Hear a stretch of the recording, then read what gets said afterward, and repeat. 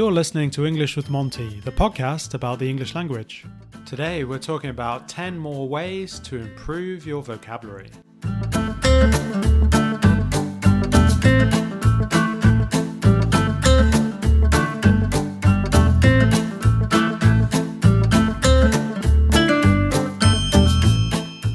Hello there and welcome to English with Monty. We are on to episode number 32 with Gideon back with us. I need to find some new guests. That's nice of you. Welcome back. Make me feel so welcome. I know. Well, I'm just a bit concerned that my listeners might get a bit bored of your voice. It's a lovely voice. Of my voice. Why would they get bored of my voice, John? I've got a lovely and interesting voice. This is true. They would never get bored of your voice. I mean, in fact, the only reason why my podcast is popular is because of you. That's not true. It's very kind of you to say. Trying to flatter you.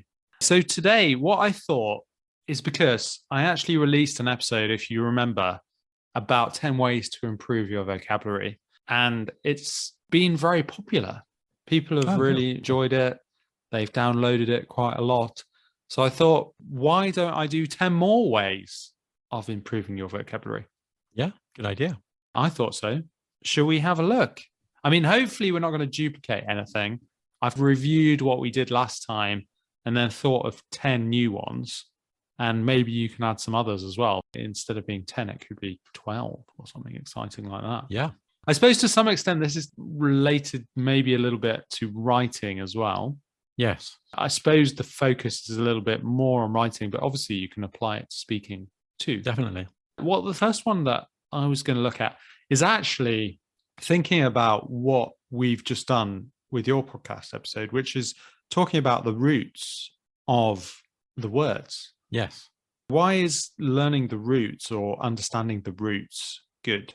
That's a very complicated question, but I was saying in my podcast, I Guess Banana, which you should definitely check out, by the way. John's on it too. Good, quick, early plug-in. Yeah, there are a lot of learners of English, especially those who come from Romance language background, French, Spanish, Italian, let's not forget Romanian, Portuguese. They tend to use the words they are familiar with. Okay, so for example, I prefer to go to the cinema than the theatre. That's, I think, the example I gave in my podcast. But a native speaker might use I'd rather. So you should be aware, or you should actively seek words that are not Romance words. Okay, so words of Anglo-Saxon origin, of course. About a third of the language is Anglo-Saxon origin. Words of Norse origin from the Vikings came over, words of Dutch origin. Some of them are very, very common words. So do learn them. You know, I could say I hanker for some coleslaw and some pickle. Yes, that's right. Because we looked at the word hanker, didn't we? Because a lot of speakers will automatically say the word desire, which is fine. But we also have the word hanker. So you could add that to your armory. Oh, yes. And cooks and coleslaw, there are other Dutch words. All these words are of Dutch origin, which make up about 1% of the English lexicon, shall we say. I think that gives you more variety, doesn't it? Especially if you say you are sticking to the words that are related to your language, which I think is natural, isn't it? I think it's completely natural to use prefer if that is similar to your language. But it's trying to make a bit of a difference. Hanker, I suppose, is probably used a bit more on a higher level, is it? Or more to do with activities rather than food or something like that? Is that fair to say? Maybe. Yeah, there is a nuance. Maybe we don't need to go into all the nuance of the words. But I mean, the point is also that if you use lots of Latin-based words in your speaking or writing, it can sound a little bit formal.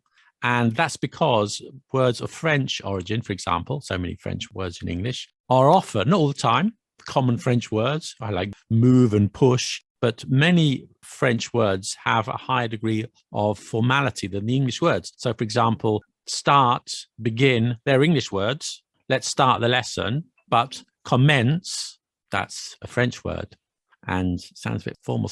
Look at your writing and see, sometimes, well, maybe I should use this Anglo-Saxon word rather than a French word because it's got a bit more power to it. Lots of people do that, by the way. Winston Churchill was famous for that, like using Anglo-Saxon words. Oh, okay. Even in his famous speech, I think I'm going off on a tangent here a little bit, John, about Winston Churchill's speech. We'll fight them on the beaches. We'll fight them on the thing. In that whole speech, I think he only used 2 or 3 French words or words of Latin origin. Even he used landing grounds. When you think, well, why didn't he use airport? He says landing grounds, which we don't say, but that's what he says in the speech. You can check out that speech on the internet if you want to read the whole thing out to you now. Okay, it is curious though. So potentially it was something to do with creating a bit more of a connection, was it, with the people? Is that why? Yes, the peasants spoke English, didn't they? The people spoke English. So I guess the words are more everyday words. The Anglo-Saxon words are everyday words, understood by everyone. And the French words were more recherché, and they still sometimes have that more lofty meaning today. They do, but I think that is an interesting one, particularly for French speakers, isn't it? To appreciate that a lot of French words that are used in English are from a higher level, aren't they? Almost. I guess aristocrats would use the French words, wouldn't they? And that's probably true as well in somewhere like Russia, I would guess, because of their links to the French aristocracy as well, or the fact that they spoke French. Yeah. I think that's worth thinking about. Mm-hmm. Also, I mean, it kind of links up to it, I suppose. They're talking about this idea of identifying empty words. And an empty word would be something that doesn't really offer any substance. I guess you can kind of relate it to this, isn't it? So when you're looking at your writing, think about words that are not really saying anything. That's a good... For example? The only example that I can give is when you're speaking, because you kind of say or are, things like that. Definitely, you should try and cut down on that and ah. If you're going to make a list for speaking, of course, you don't write and ah so much. But for speaking, if there's one thing you can do to improve your speaking, not just in English, in your own language, it's cut down on the ums and ahs. And everyone's guilty, including myself. Everyone does it from time to time. But, you know, we're not monkeys, not ooh, ah. Just get the words out. If you want to take a pause, then just breathe in.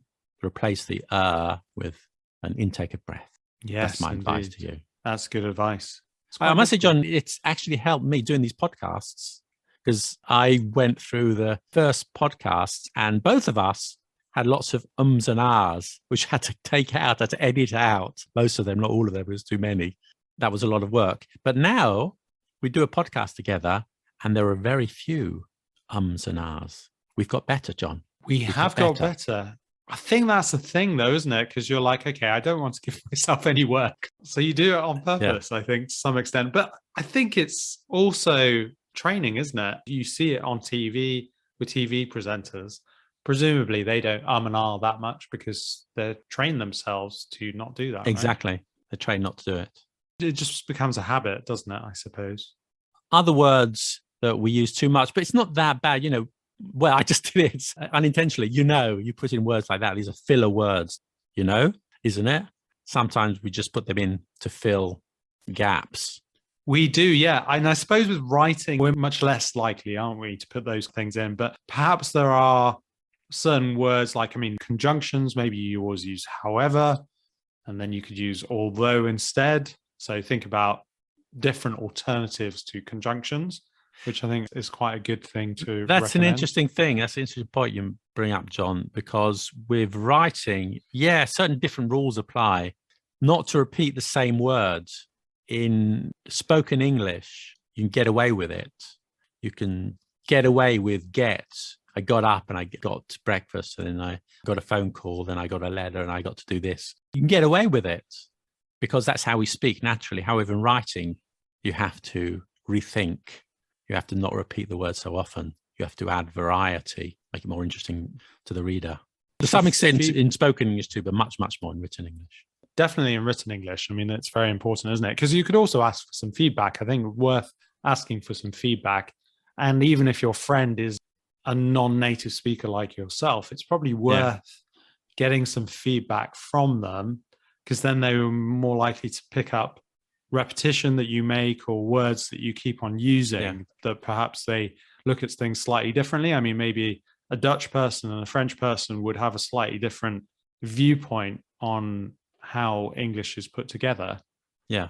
because obviously they're relating it to their own language, aren't they? So I think that's Definitely. worth doing. So get a Dutch friend. That's my advice. Always use new words. I don't think I mentioned this in our last one, but a thesaurus is always very useful, isn't it? It seems a very simple thing to think about, but a thesaurus does really help, doesn't it? Yes, native speakers too, I should say. Yes, this is very When true. I'm writing, I use Thesaurus, Dictionary of Synonyms. If you're not familiar with the term thesaurus, that's a synonym of thesaurus, by the way. It was kind of a joke, not a very good joke. I laughed inwardly. Inwardly. Yeah, exactly. So a thesaurus is nice, and there are some good online ones which you can use that make it very simple. And I often find it when I'm kind of translating things from another language or thinking about what somebody wants to say. You can use Word, can't you? And you can right click and try and think about another synonym just to help give variety and make it more interesting. Definitely. In terms of the way you're writing. Exactly. I use it all the time when I'm writing English. I use a thesaurus, maybe because I just can't think of the right words.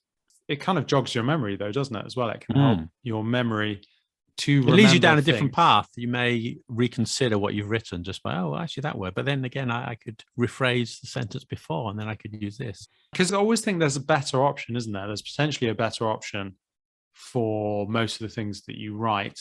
Trying those new options, isn't it? Do you ever keep a journal? Because I think keeping a journal as well is quite a good idea. What type of journal? Like today I woke up and scratched my head. What exciting life I lead. Published one day. Your journal would be amazing. I think if you're an English language learner, though, often if you're going overseas and you're maybe... Do you mean a diary? Or what's the difference of journal and diary? That's a good question. I mean, I suppose a journal is similar to a diary, isn't it? It's pretty much the same, I guess. And you're documenting everyday things. I suppose if you're coming to London or you're having a brand new experience, then something like this could be interesting. If you're Gideon and you're just staying in Paris, then it's probably not really worthwhile. If you're doing a new thing, new language, you're always using the language every day, perhaps think about writing a journal every day and trying to include a new word every time. Building your vocabulary. Yeah, writing's a great way to do it. It is, yeah. Also, you could think about developing practical vocabulary. You could imagine you having a problem in your house and thinking, oh, yes, what happens if there's a leak? I need to get a plumber. I don't know the language in English. I just don't know. So you could think about possible problems or situations that you could find yourself in and think, oh, wow, how would I explain my way out of that situation? Exactly. That's another interesting point you bring up, John. And I was thinking about when you think in your own language and when you think in a foreign language. And I would say for myself, I live in France, but although I live in France, 95% of the time I'm thinking in English, probably more than 95% of the time. The exception is that when I have to prepare something and I've got a conversation, a meeting coming up in French, and then I start thinking in French and how it's going to work out an important conversation. So maybe if you get into that mindset that you choose a topic and you go through it in your mind and you think about it in your mind in the foreign language, in English, of course, in this case, then that helps, doesn't it? It helps me. We know what else. It helps me. I think so, because it's kind of like a mini role play, isn't it? So you're like putting yourself in that situation and thinking, ooh, what would I say in this kind of situation? And also, I think you could maybe apply it to conversations you're having with friends. Maybe you want to discuss a certain topic with your friend, or when you go along to your conversation group or something like that, and you're like, okay, I'm really interested in some parties happening in British political circles, and I want to talk about it. So you learn the relevant language connected to that, and maybe write some kind of summary to help you remember things. I think that could be very useful. Absolutely. I agree. Monty is based in London, and we offer individual lessons and conversation group classes in the centre by Tottenham Court Road. Come and join us. You can access the times and place to meet through Meetup at the following web address. So that's meetup.com/Monty-English-Conversation. See you there. So what kind of books do you usually read? Me? Yeah. You're assuming something there, John. That you read. Good point. I do. I used to read a lot, actually. Okay. I read now a lot online, which is very bad. Not Well- bad to read online, but not to read so many books. And that's one of my resolutions for 2021 to read more books. And what do I read? I don't know. I used to like reading fiction, but now I'm reading more non-fiction. Biographies. No, I'm doing, I know it sounds a bit boring, but I'm doing business books. I've been reading a few recently, and not necessarily, a few works of fiction too. I think we always choose things we're comfortable and we enjoy and we like reading. You don't have to do it extensively, but I think it's always a good idea to diversify your reading in some way. That would mean covering other topics that maybe you wouldn't usually cover. So it could be like politics a little bit, philosophy, economics. I mean, maybe all of these things might be a little bit boring, but even if you just read one or two articles, it would definitely diversify your language, wouldn't it, in terms of vocabulary? Yes, I think I have a slightly different approach. Okay. Slightly different. Go on. I just think read things you enjoy and Mhm. read things that are a little bit too difficult, but not ridiculously difficult. Because I always think that if you read something which is too easy, you're not going to learn anything. And if you read something which is incredibly complex and way beyond your level, you're just going to give up. But if you're reading a subject you find interesting and the reading is a bit challenging, that's a sweet spot. That's when you get good stuff. You learn lots of things. Yeah, but that was the key thing that I think you said there. You've got to enjoy it. I mean, I guess there's not much point in reading about a subject you really hate, is there? Unless you want to. No. I don't think there are any subjects I hate. It depends how things are written as well. Yes, of course. If it's written in an interesting way, there are lots of articles and books I've read on subjects which I never imagined would be interesting and found it fascinating just because it's the way it's written, the way they tell a story. And yeah, it's possible to make anything sound interesting, almost anything. And it's possible to make anything sound boring. I'm sure you've met people like that in your life, people who can weave a story out of nothing, out of an insignificant incident and make it hilariously funny, very amusing, and other people who have a great story to tell and somehow kill it off. I have that experience with you. Well, the former or the latter? I'll leave that up to you to decide. No, it's the former. Definitely the former. Definitely the former. Okay. You're a ray of sunshine to my life. So yes, definitely the former. You have witty and fun things to say about many things. Thank you. You're too kind. Diversify your reading list. That's one. Do word puzzles in newspapers or magazines. I think that's a great one. Okay. I No? used to do crosswords a bit when I was younger. Well, crosswords are good, aren't they? You know, you could buy the newspaper, you could read a few articles from the newspaper, but also do the crossword. Yeah, maybe. If you like that sort of thing. I don't Yeah. think I can comment very much on it because I don't do it very much myself. I do crosswords a bit. I used to. I think pre-internet, maybe. I think not many people sit down and do crosswords these days. But yeah, why not?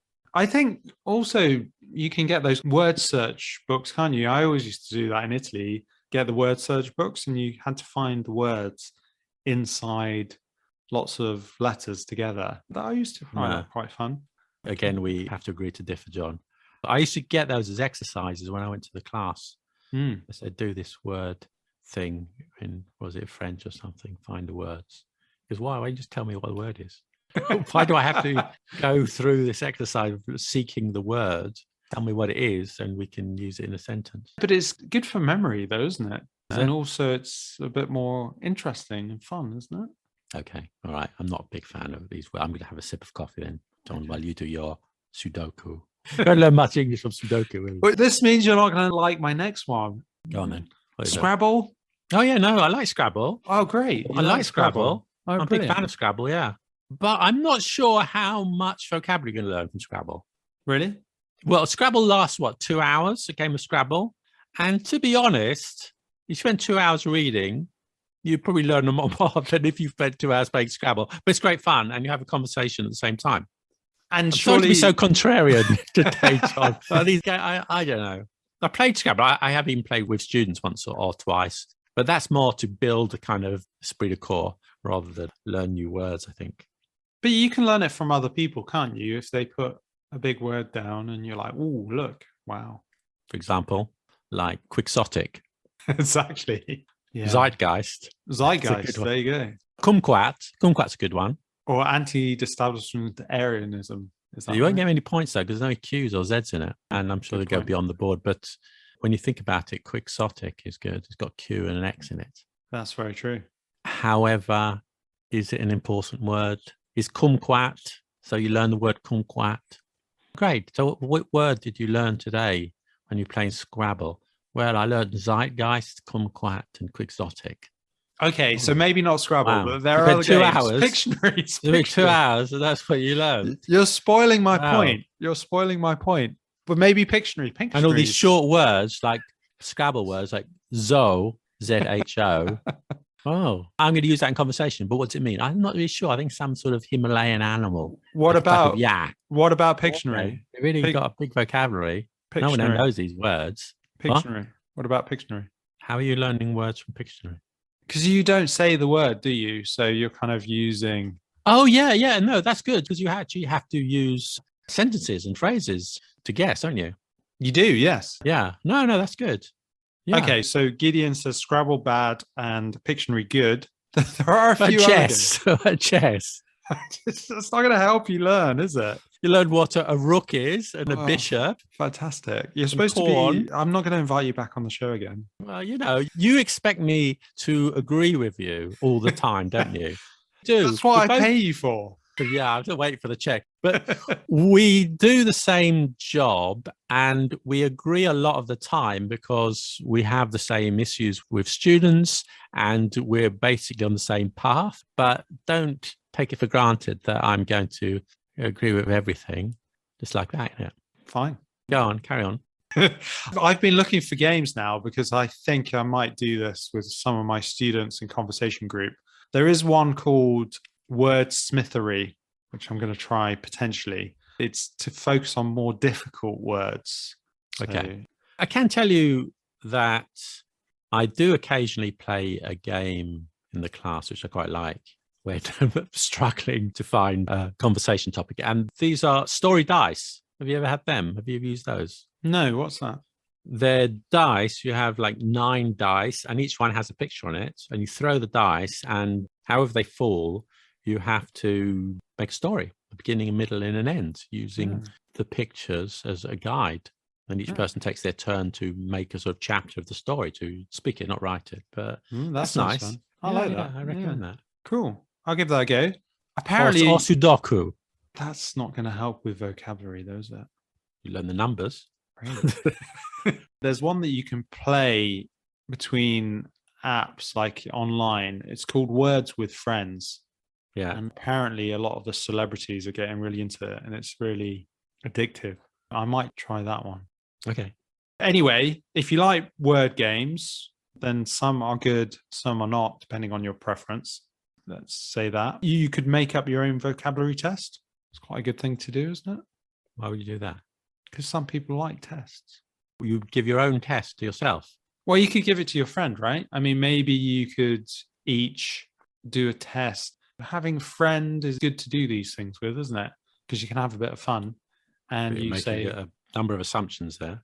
But, so it's like this then. You meet your friend and say, hey, what should we do? Should we go to the restaurant? Should we go to the new Italian restaurant, Il Ragazzo Pazzo?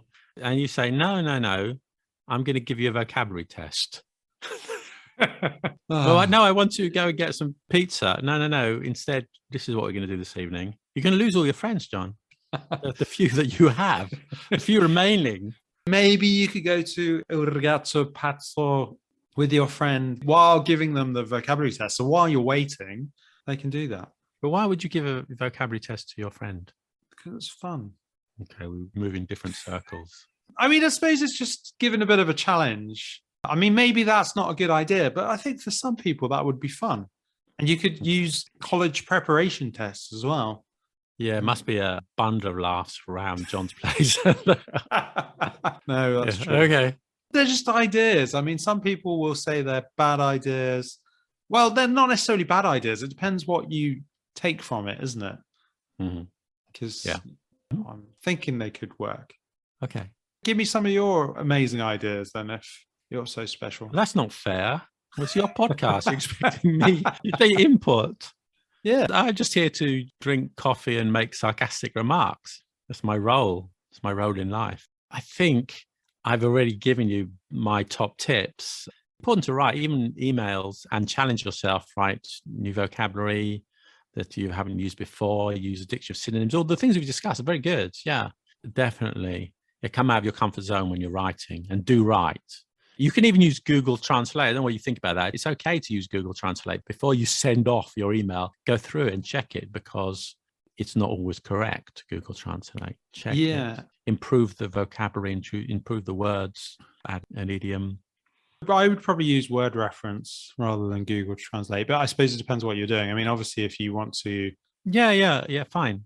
I mean, there's nothing wrong with that. There's nothing wrong with using word reference or Google Translate. Also, some phrases, consider when you're writing a phrase in English, if it's a complicated phrase, and you can always Google it in quotes to see if other native speakers, other writers have used it before. And if you get 21,000 hits, then it's probably a good phrase. If it's never been used before, then probably it's not correct. That type of thing I use. When I'm writing in French, I check, is that right? Oh, let's see how many people have used it.